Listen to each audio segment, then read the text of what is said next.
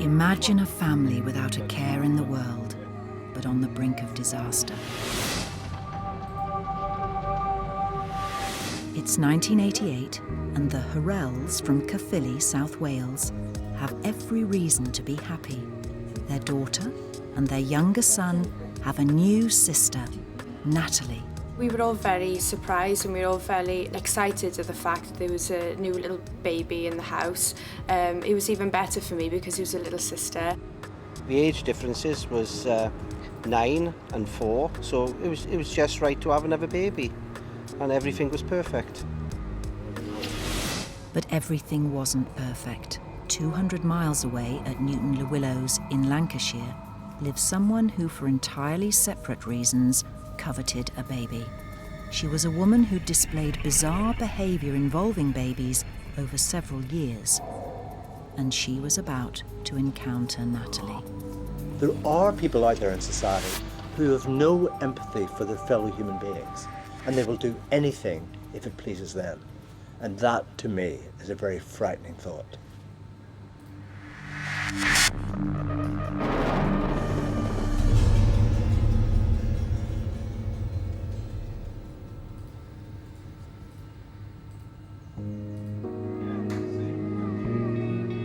It's April 1988, and baby Natalie Horrell is 4 months old and doing well. Very placid, very easygoing. She's getting quite a character. She's pretty good at sleeping and settling down. Yeah, she was quite a good baby. I wanted to be basically a mother role to Natalie. I used to generally just take care of her. I used to play with her toys and, try and encourage her to talk. Generally everything, a doting sister would do, basically. The Horrells were planning a holiday, but their happiness was about to be wrecked. In Preston, Lancashire, a woman who liked to call herself Adelia, though it wasn't her real name, hired a car to drive to Wales. She was planning a crime which would shatter the lives of the family. Adelia's case is one of those examples of someone with a kind of history of pathological behaviour, somehow interacting with a family who were least expecting it. Over the following days, she used Barclays cash dispensers in Cardiff and Pontypridd 6 times. But for the man who led the subsequent police operation, she left few other clues to her movements. We know that she stayed in the city centre for a few days, and I think that she probably used that time to prowl the city centre, getting to know the lie of the land. Where she slept, where she stayed, we don't know. Possibly she slept rough in her car.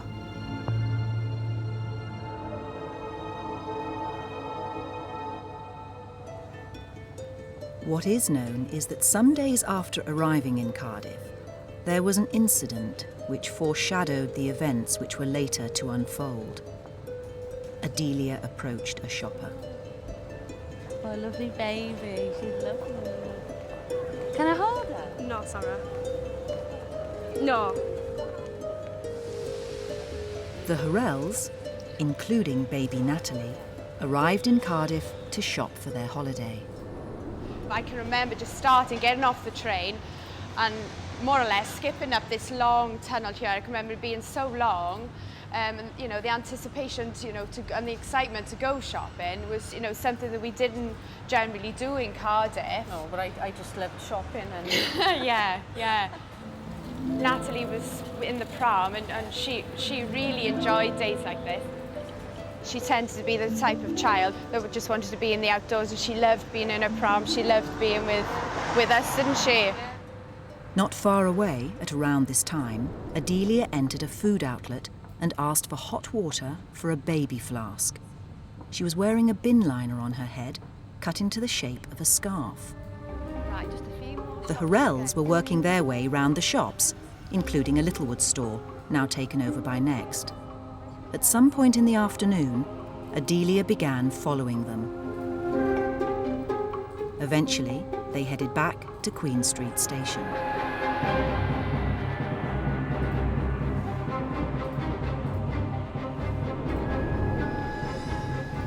We just finished shopping, I came through the doors here, and suddenly from behind I was approached by a woman. "Excuse me, madam, excuse me." She said, "Have you just been shopping in Littlewoods?" And I said, "Yes." And she said, "Well, I've been sent to get you because you're owed some change." I'm the store detective there. You don't really The manager's just sent me to tell you that you've left some change. You've left some change. Well, I looked at it at this point and I thought, who is this strange and peculiar woman? I can remember looking up at her and thinking, oh, something doesn't seem right, I don't know. She was, quite scruffy in the way she looked, wasn't she? And I said to her then, I need to sort this out, I will come back with you, but I don't think there is a problem. But then I went back to the store with her. Which I wasn't very happy with because of the fact that I wanted, I had to go back into Cardiff. Just wanted to get home and open, the clothes that we bought that day, basically. Oh, you're beautiful, aren't you? Oh, you're beautiful, baby. I really thought in the back of my mind, does she think I'm a shoplifter or something like that? Why is she questioning me? Because I even showed her my receipt and I knew that I wasn't owed anything, but in the back of my mind, I wanted to make sure that I was not accused of anything. What happened next was cleverly planned. What you've got to imagine is we were at the bottom, it all happened at the bottom of an escalator, very similar to the one that we're standing on here. Obviously not the same one as the store because the store no longer exists. So we were standing here at the bottom. And the woman said to me, you go upstairs and sort out the problem because that's where the problem is, upstairs. Obviously you can't take the pushchair on the escalators, but it's just up here to the right. They'll be expecting you to go and get your change. Leave her with me, it's fine. So I got on the escalator with Kevin, left Natalie in the pushchair with Louise holding the pushchair with the woman. So when obviously I was looking up the escalator at my mum, and the woman said to me as soon as my mum was out of sight, your mum's calling you. So I said, I didn't hear anything, so I hesitated. Oh, I just heard your mum calling you. Will you be a good girl, go see what she wants? No, it'll be fine, don't worry. I'll look after her. Good girl. You go and find your mum. That's a good girl.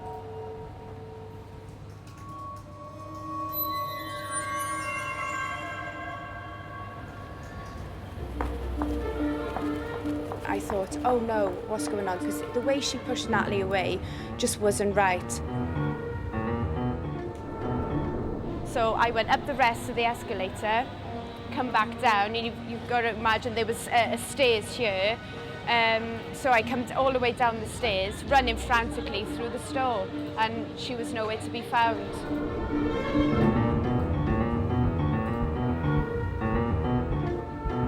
As you can imagine, being a small child, all the clothes and the store, everything was just so much bigger, and the clothes, it was so much higher. It was like a maze, and I couldn't find my way out.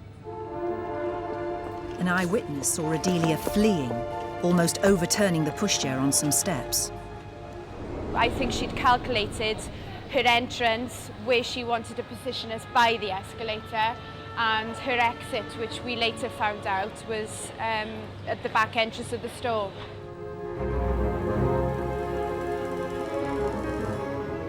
Meticulous planning is a core aspect of infant abduction. You have to think of a scenario, you have to think of the situation in which you're going to do it, you have to think about how you're going to present yourself and what you're going to say. Now, Adelia, of course, pretended to be a store detective. She had worked as a store detective, so she would know something about the rules and the content of how you approach people. Whilst Adelia escaped into the city centre, Maggie and Louise were held at the store for questioning by managers till police arrived. You just wanted to get out of that room, and you're thinking, why are they keeping me in here? Why don't you just help me search? Why don't you believe me? Very, very frustrating. Adelia was just 300 yards away. 5 minutes after the abduction, she was seen by an eyewitness in the toilets of a multi-storey car park. Yeah, just won't be a second. When she went through the door of the toilet, there was a pushchair blocking her way. She then saw a woman bending down in one of the cubicles over the toilet, and she thought it very unusual. And she thought at the time that the woman was doing something with her hair. She'd removed the headscarf and apparently put a wig on, which made her look about 10 years younger. Maggie was meanwhile being taken to the police station for several more hours questioning. Why weren't they looking? You've got to look. You're missing valuable time. You've got to start looking. If they'd searched straight away and cordoned off, say, an area, then they might have found her straight away. I know that it upsets families, but unfortunately, that is the way it must be done. It's essential that we get our facts straight, and therefore it was very important that we verified Maggie's movements from the time that she left her home in Caerphilly until the time she went into Cardiff, went round shopping and did the things that she had to do. The eyewitness who'd seen Adelia in the toilets returned a few hours later. The toilets were empty and the pushchair was still in the toilet. She reported this to a car parking attendant, who was then able to tell her there'd been a baby snatch in the city, and that is how we recovered the pushchair. It was only through finding the pushchair that they started to believe my story. I thought, my God, where has she gone? It was just utter despair. You just can't describe it. It was just like a proper nightmare. Police had a few eyewitness descriptions, but after finding the pushchair, the trail went cold. No one could know where Adelia would take Natalie or what she'd do with her, nor that the truth which brought this woman to Cardiff was every bit as extraordinary as the events that unfolded there, even to those closest to her. I was about to discover the truth about the woman that I'd married. The encounter between the Horrells and the woman who was to abduct 4-month-old Natalie in 1988 took only a few minutes, but it had its roots in a pattern of bizarre behaviour stretching back years. In the mid-80s, Adelia was single, in her 40s, and had a twin obsession of getting pregnant and getting a man. In terms of the profile of people who do infant abductions, there are quite a few cases of women in their 40s engaged in this kind of behaviour. And some people have tried to link it to the menopause and the fact that they're getting to the end of their own childbearing age. What's most important is satisfying your own psychological needs. And those psychological needs are of two different types. One need is the kind of internal need, and it's normally thought of as a kind of compensation for loss. You've lost a child with a stillbirth or a miscarriage, or you can't have children any longer, or it's about maintaining or trying to maintain a relationship with a partner. Adelia had become the partner of someone who knew a great deal less about her than he thought. When they'd met, he'd been single, nearly 50, and they'd had unprotected sex on their first night. He agreed to be interviewed for this film, provided his words were performed by an actor. I first met Adelia at a dance in Chester. She ended coming back and spending the weekend. At the end of it, I said I thought we weren't really compatible. So she just screamed off in a sports car. I'm Catholic, so I didn't use protection. About 3 weeks later, I received a call from Adelia saying that she wanted to meet up with me. What's all this about? She didn't say anything. She just handed me a letter.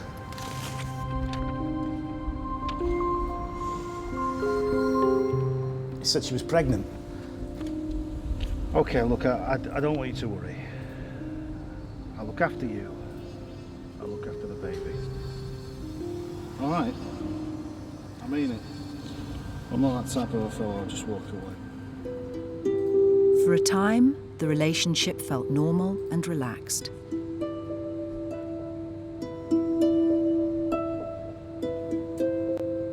The couple spent weekends together at his house. But then came a phone call. Delia. What?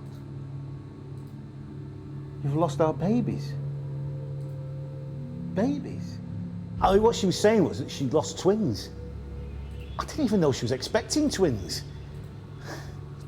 It's just devastating.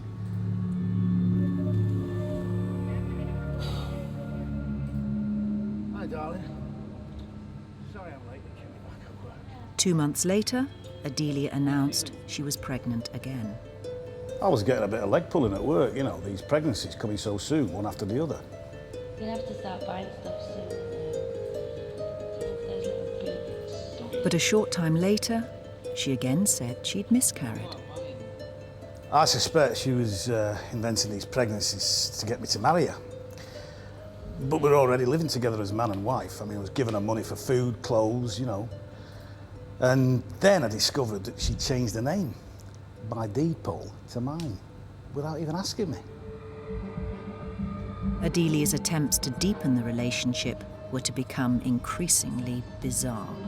The behaviours are all to do with manipulation, deceit, a kind of protracted pathological lying, a kind of manipulation of other human beings, and a lack of empathy. So this is someone who is very much bound up with herself, puts herself first, and cares first and foremost about her own psychological needs. Those needs led her to make a request, which later was to suggest her mind was deeply disturbed. She asked me for something strange, a Lincoln Continental. And I bought it. Adelia, for the third time, declared she was pregnant. She developed a swollen stomach, but there was no other evidence a baby was present. You know, it'd be nice to sort of feel it, you know, keep an eye on them. Adelia's pressure to force her partner into marriage became increasingly explicit. That man was right. What man? The man from the Samaritans. You didn't go into the Samaritans. He said if you were a decent man, you'd make a decent woman out of me.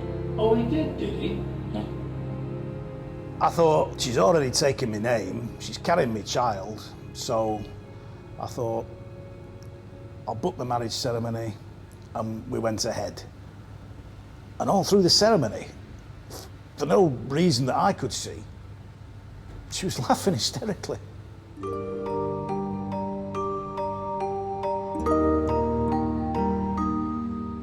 I was just so happy about the child.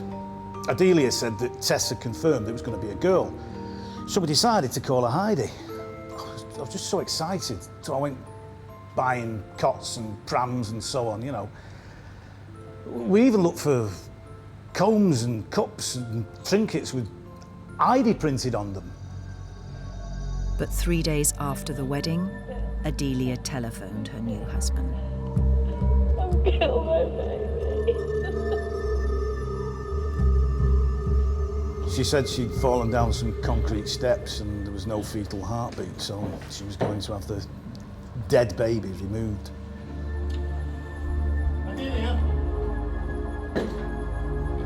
Adelia! When I got home, the house was empty. There was no message, no phone call, nothing whatsoever to explain where she was. I was desperate. I ended up phoning the police to report her missing. It seemed she'd left him. She did finally come home, and I rang the police to tell them. They came to interview her, and eventually she admitted she'd never been pregnant and only said that she was to keep me.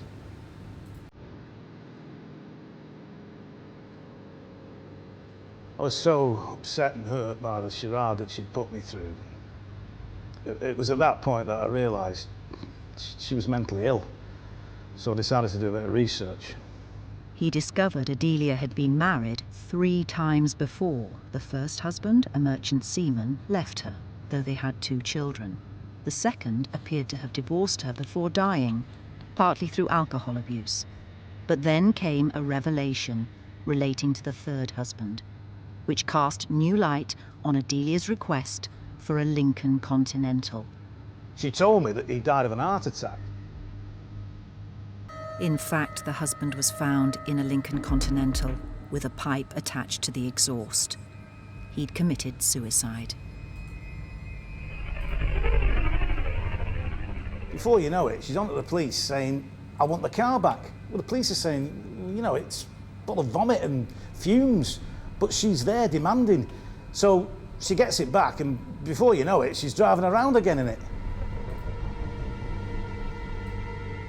What you have to try and work out is what a Lincoln Continental symbolises for her. Well, at one level it symbolises wealth and so on, and the fact that she gets someone to buy it for her inflates her self-esteem because, you know, she's powerful enough to get men to buy this car for her. But why on earth wouldn't she be put off it if her husband had committed suicide in it? Well, perhaps the reason is that if someone's committed suicide, perhaps, again, it reflects on her own concept of identity. Perhaps she is that powerful that people will do all sorts of things out there for her. Her husband's patience had run out, and he left her.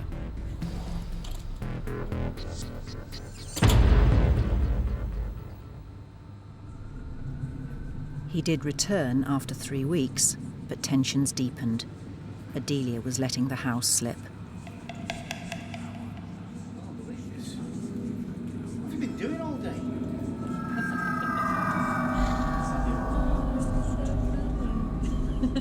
At about this time, she did try to get work.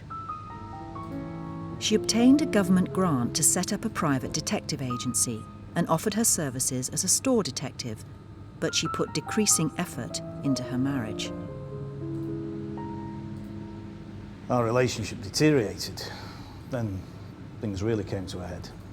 Shirley, please, you gotta come, he's attacking me. He's attacking me, he's hurting me. Please, Shirley, come. Shirley, you've gotta come now. Please come. I couldn't believe it. She was telling our neighbour that I was attacking her. When I went through to take the phone off her, No, don't touch me. well, I realised that she wanted me to wrestle the phone away from her. Shirley, he's got me, he's got me. I was arrested and put in a police cell. The charges were quickly dropped, but while I was there, the sergeant told me something unbelievable. Adelia had claimed, while she was still going out with me, that she was the mother of a baby abandoned at Harrods and she wanted to claim it. From her husband's point of view, of course, these are completely contradictory behaviours. And it's a classic double-bind situation, which is both approach and avoidance. She's trying to pull him in, at the same time she looks as if she's trying to drive him away. So he will have understood that his wife at this point is not being a sane human being. By that time, I'd had enough. I filed for divorce. Abandoned by her husband, Adelia had no intention of remaining on her own. 8 months after their split up, she embarked on her desperate trip to Cardiff and to the fateful encounter with the Horrells and 4-month-old Natalie.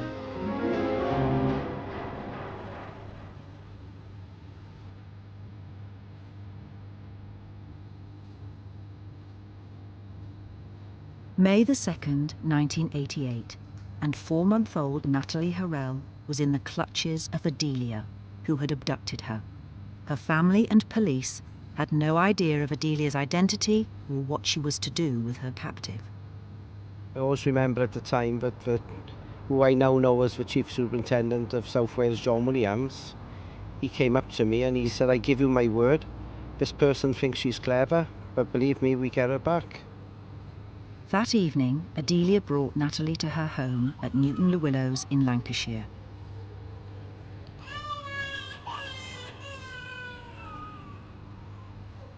Of course, I couldn't sleep that night once I got in, wondering what had happened and what was going to happen.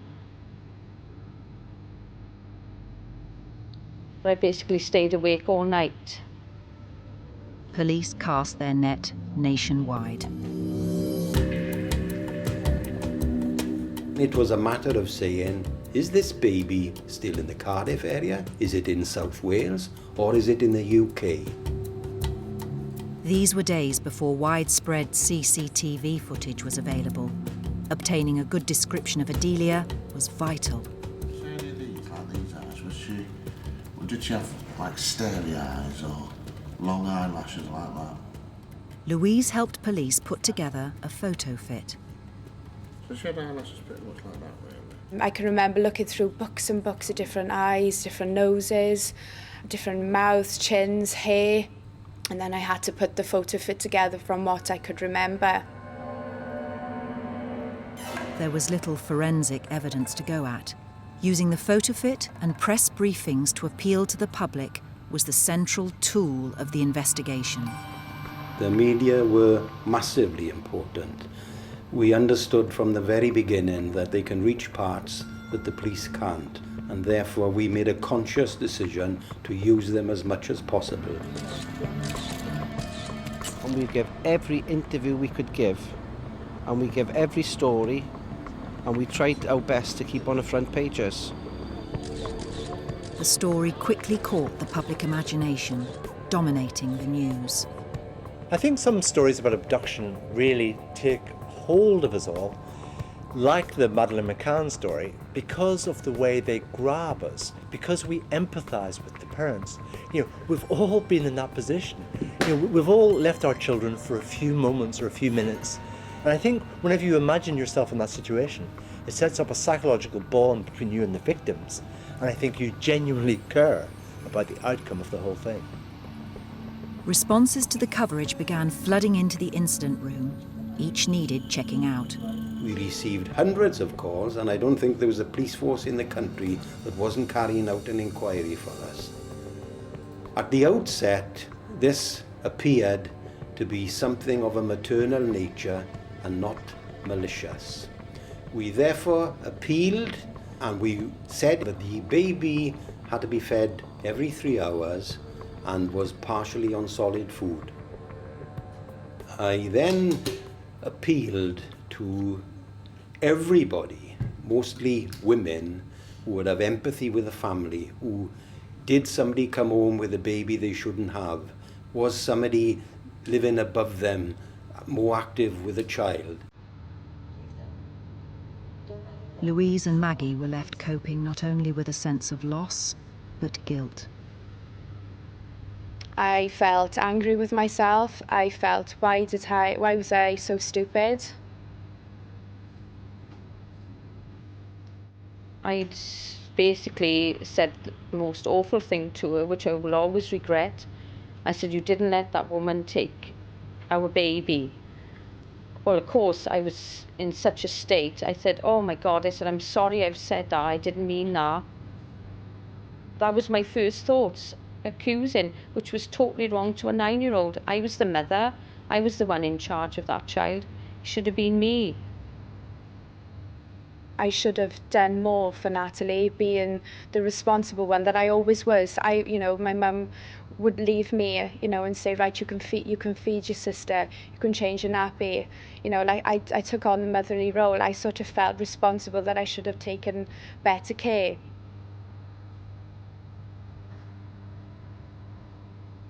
To have allowed that to have happened, I felt a failure. And sometimes when I think back now, I think I was a failure as a mother. But I had to get myself over that.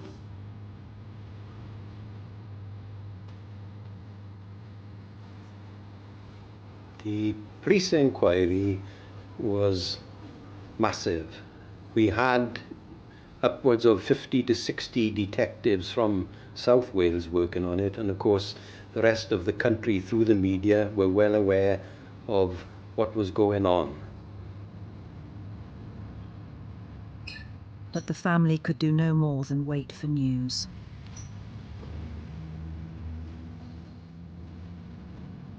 It's a sense of hopelessness.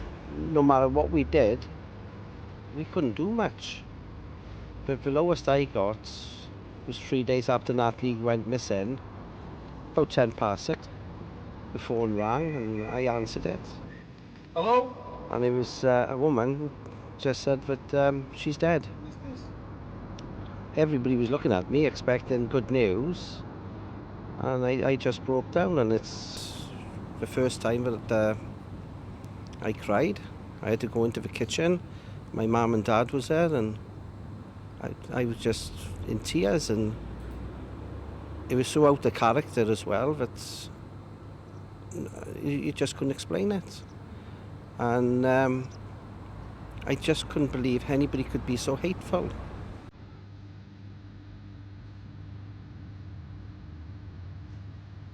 I can remember that was the first time I ever saw my dad cry, which is a big deal because my dad is the type of man that sort of, oh no, you're a man, you know, you don't need to cry. But he, you know, he was really upset.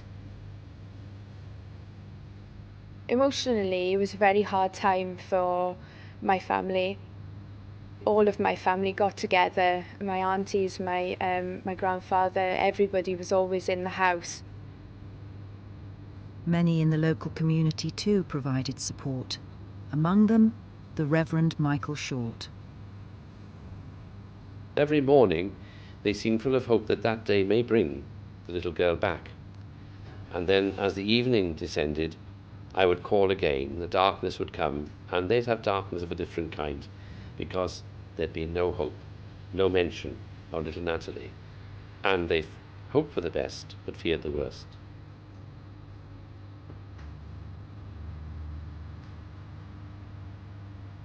By the end of the week, I was starting to go downhill quite fast.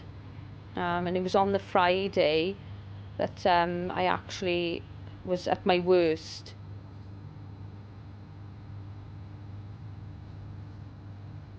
The feeling of desperation went as far as the press, and they, like myself and so many other people, were very desperate to get this little Natalie back. One newspaper asked me if I would possibly consider going to find out where the little girl was. If somebody would let me know, then I could go and fetch her and bring her back to her parents without divulging the identity of the abductor to the police. And I realised that this was certainly against the law, so that was not done. The involvement of the media proved double-edged, adding to the pressure.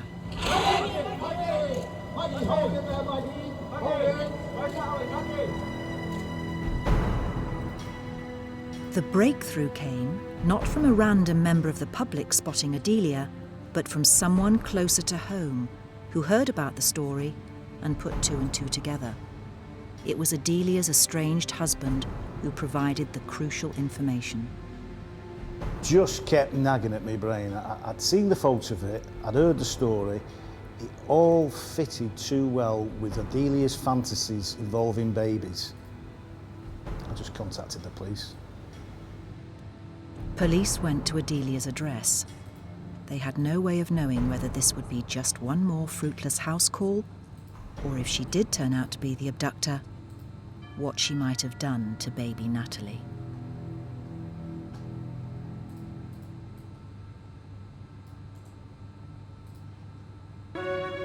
Police looking for snatched baby Natalie Horrell had received a tip-off from the estranged husband of the abductor.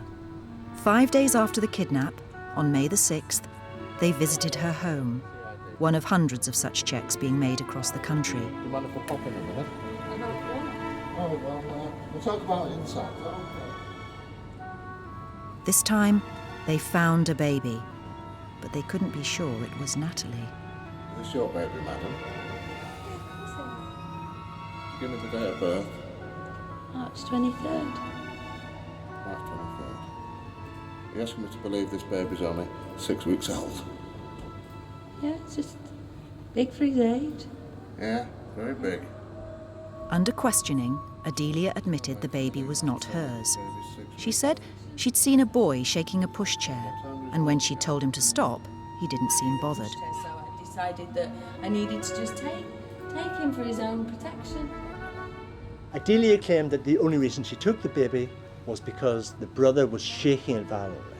So people can justify all kinds of actions through the stories they invent for themselves.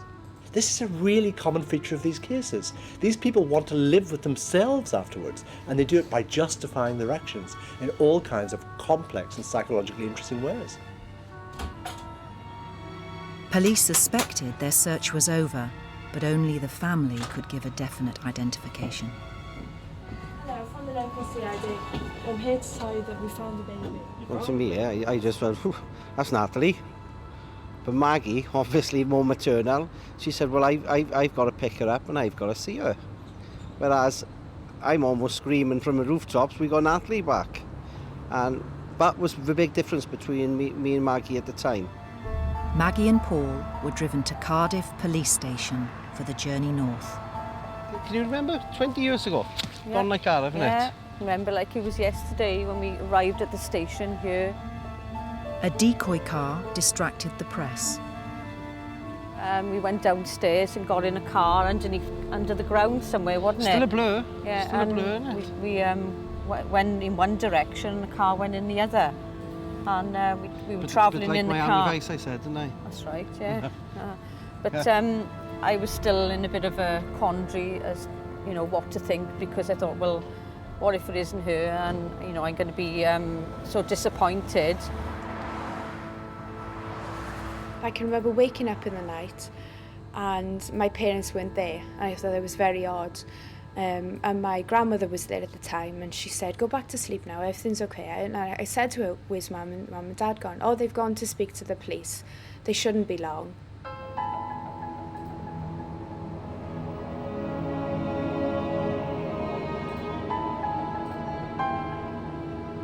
There was something, the difference in the house, you know, the spirit of the house had changed, something had gone on, and I knew something was had changed. Nobody would tell me what was going on until I think that they were sure, you know, that it was definite that it was Natalie. My husband went forward, took the baby off, and I thought, what on earth are you doing? That's not our baby. I don't know whether my mind was playing tricks or something, but the baby was dressed in blue, and I thought, that's not my baby. I thought, what's he doing? You thinking, are they taking me on a wild goose chase? How do they know it's Natalie? But thinking back now, I remember they asked me, did she have any distinguishing marks? She's got a birthmark on it. She's got it's there. The birthmark's there. It's Natalie. And I realised then that it was Natalie. But that was a strange feeling, very strange feeling. The next thing I heard was the phone going, and my nan answered the phone and she said, we found her, so it was quite...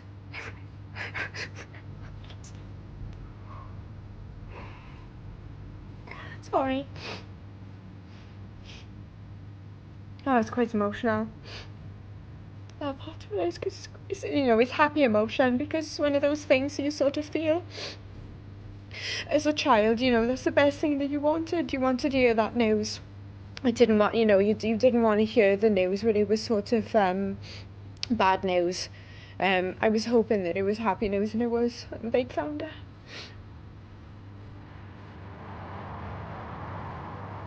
We arrived home 5 o'clock in the morning, and when we got to the house, there was a big banner saying, welcome home, Natalie.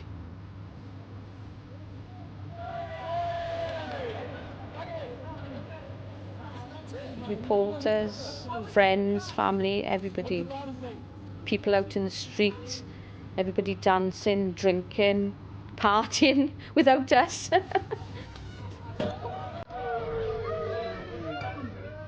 My brother and my friends had gone to the local shop for champagne at 2 o'clock in the morning, and the shop served them. And they said, don't tell us, with Natalie's back. And as we was there, all the cars were beeping and tooting. So it was a fantastic time.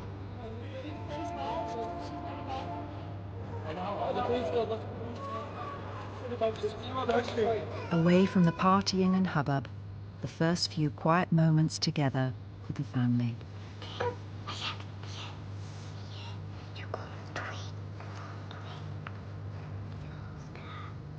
We've got you back, haven't we?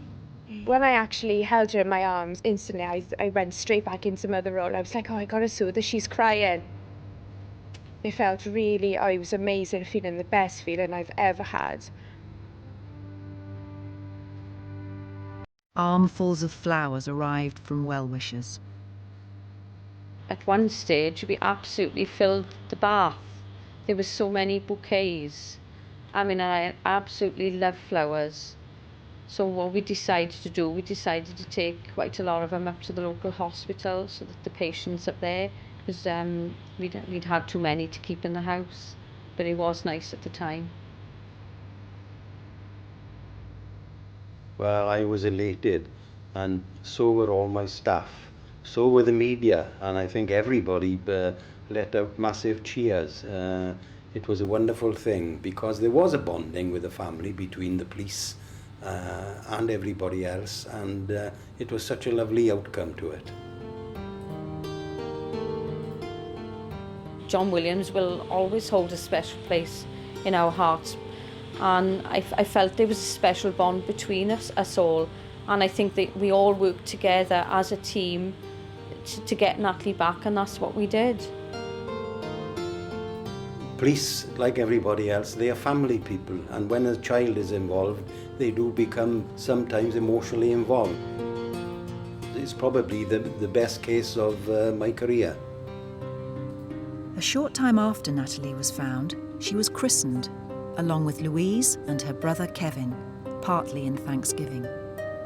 Well, the christening was a great occasion, and they came along to the church, and big numbers came to support them, and it was a very happy day. For Adelia, the story wasn't over. Police searching her house had found a wig used to disguise herself. Also, news cuttings on the kidnap. There was evidence of a bonfire used to burn the coat she'd worn in Cardiff. Adelia appeared at Cardiff Crown Court and claimed the abduction hadn't been planned. But the court heard she told a policewoman she went to Cardiff to get a baby so that she could keep her husband. Police found she hadn't been pregnant for 15 years. She was jailed for 3 years. I didn't think the sentence was enough for what she did. I thought she could have got a year for each day that she'd had taken her away. I thought at least 5 years, but obviously she only got 3. I was a little bit disappointed. To find out then, in 18 months' time, that she was going to be coming out on good behaviour was just unbelievable. You think even if she did do the 3 years, it wasn't very long for what she'd put us through.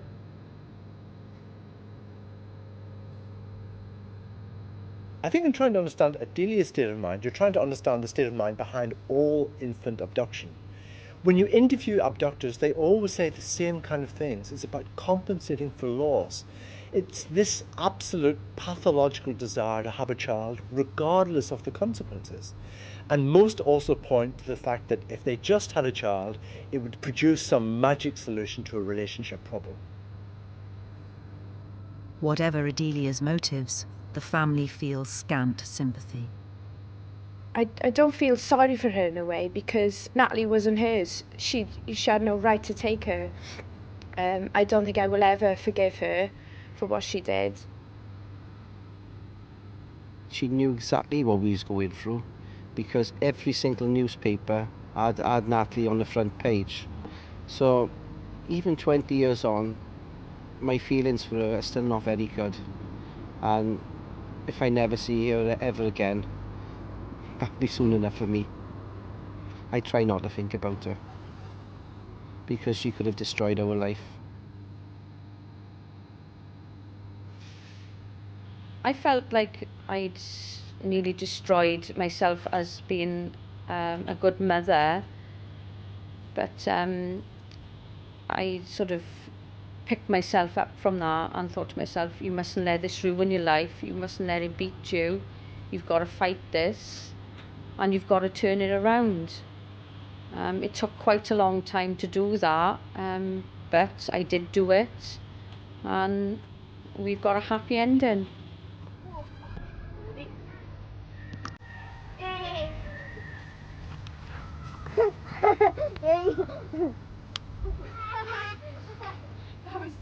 Louise is now 29 with children of her own, aged 5 and 12. I think now had more of an effect on me rather than going through my childhood. It was one of those things that have had an effect now where I won't let my children go out unless I know there was somebody, you know, that's safe. It's sort of, I've lost a lot of trust in humanity. I've lost a lot of trust in people. I think that's what it's done to me. There's one person she can trust. Natalie, now 21, studying chemistry at university, living at home with her parents. It could be, you know, totally different life. You know, I may not be doing my degree. It could be working. It could be doing anything. And I wouldn't have, you know, my brother and my sister. I wouldn't have none of my family, would I at all? Yeah, I do think sometimes about it. But, you know, it worked out right in the end, and I'm with all my family.